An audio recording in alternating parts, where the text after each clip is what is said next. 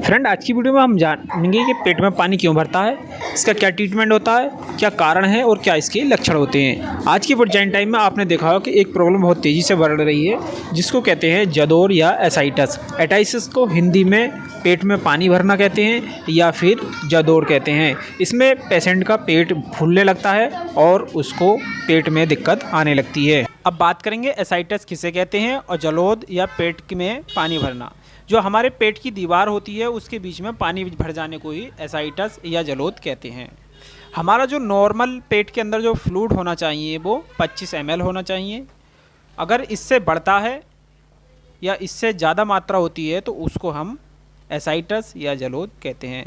अब normal fluid above the fluid in the peritoneal cavity, जो हमारी कैविटी जो दीवार है उसके अंदर जो पानी की मात्रा है वो अगर 25 ml से ज़्यादा हो जाती है तो उसको हम एसाइटस कहते हैं।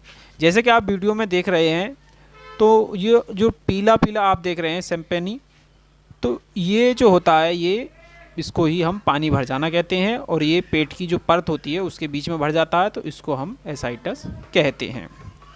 अब बात करेंगे एसाइटस के कंटेंट्स, क्या कंटेंट्स होते हैं।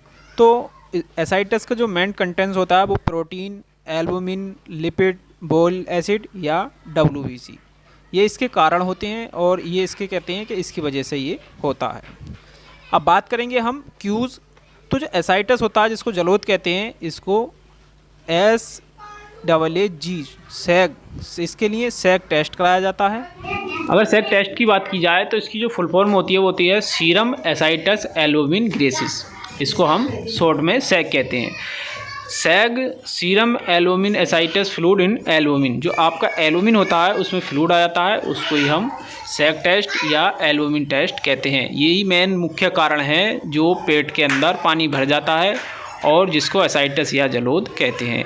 पेट में पानी भरने से पेशेंट का जो नॉर्मल पेट होता है उससे ज़्यादा फूलने लगता है और उसमें दर्द रहने लगता है और पेट उसका पीलापन भी हो जाता है। जैसे कि आप डायग्राम में देख रहे हैं तो जो ये पीला पीला है ये परत होती है तो उसके बीच में जो एसाइटस यानी कि इसको पानी भर जाता है और इसको ही हम एसाइटस बोलते हैं।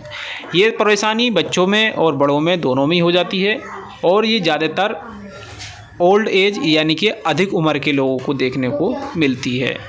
जैसे कि 40-45 से ऊपर के जो लोग होते हैं उनको ये ज़्यादा देखने को मिलती है क्योंकि इसका कॉन्टैक्ट किडनी से भी होता है। जब किडनी में प्रॉब्लम आने लगती है या किडनी एक प्रकार से कहते हैं हम गुर्दे सही तरीके से यूरिन का पास नहीं कर पाते हैं तो उस कारण भी इसकी प्रॉब्लम आने लगती है।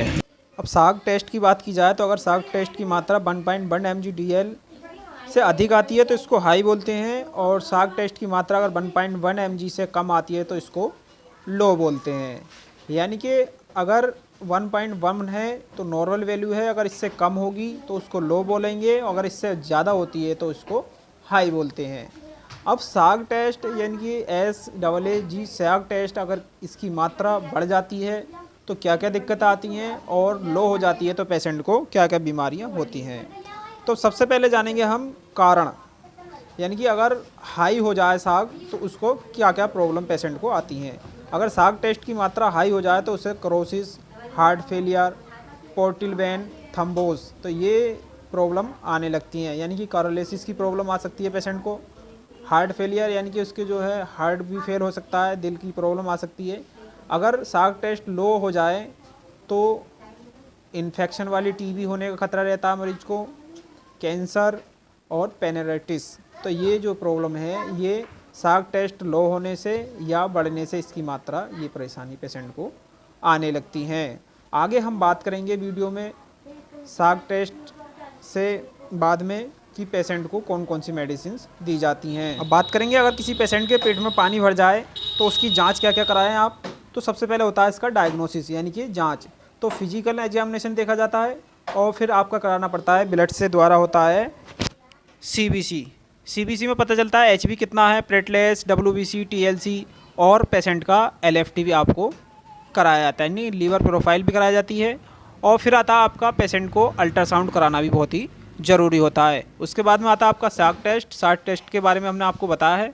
आगे हम बात करेंगे इसमें मेडिसिन की क्या क्या डोज देनी होती है। तो जिस पेशेंट के अगर पेट में पानी भर जाए यानी कि एसाइटिस की प्रॉब्लम हो, तो उसमें ज़्यादातर जो डॉक्टर इस्तेमाल करते हैं वो लेसिस इंजेक्शन आता है और लेसिस टैबलेट आती है। इन दोनों के इस्तेमाल करने से पेशेंट को मूत्र की मात्रा बढ़ जाती है, जिसके कारण पेट का जो पानी है वो कम होने लगता है।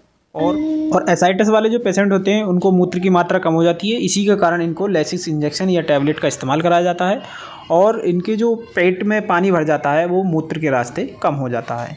तो आज की वीडियो में हमने जाना कि एसाइटिस क्या होता है, जलोद किसे कहते हैं, या पेट में पानी भर जाने की क्या क्या कारण होते हैं, क्या सिम्टम्स होते हैं और इसका क्या इलाज होता है। आगे भी आपको किस तरीके की वीडियो चाहिए, हमारे चैनल को लाइक शेयर सब्सक्राइब करना नहीं भूलें। मैं आपका दोस्त डॉक्टर मोहम्मद आदिल, मिलते हैं अगली नई वीडियो में।